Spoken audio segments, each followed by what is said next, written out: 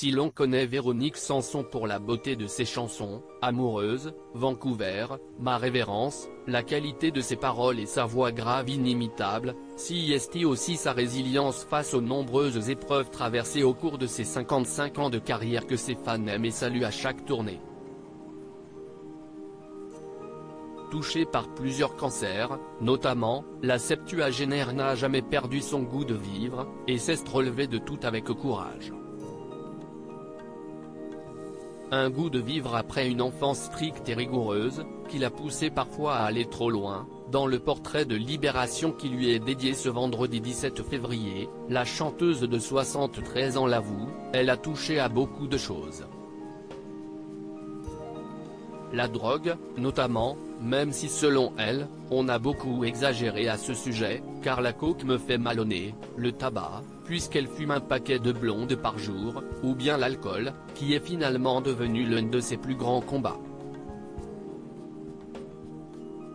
Car même si sa dépendance n'a pris un tour critique que sur le tard, vers la fin des années 90, selon ses confidences, elle a mis un frein à sa carrière et l'a obligée à mener un véritable combat, notamment en se rendant aux Alcooliques Anonymes au début des années 2000.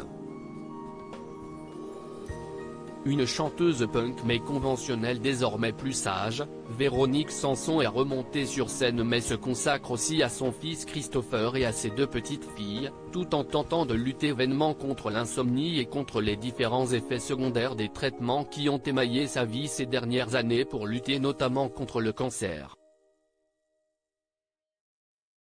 Mais n'a pas perdu cet esprit à la fois punk et conventionnel, dont parle l'un de ses amis, et qui l'avait conduite à un mariage à l'église avec une personnalité aussi atypique que celle de Pierre Palmade, lui-même touché par des problèmes similaires d'addiction.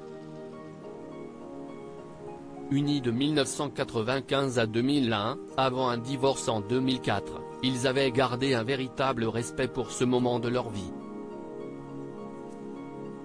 Véronique Sanson a auparavant partagé la vie de Michel Berger, avec qui elle était également restée 6 ans avant de partir du jour au lendemain pour retrouver le musicien Stephen Stills, le père de son fils dont elle a divorcé après avoir été victime de violences au début des années 80.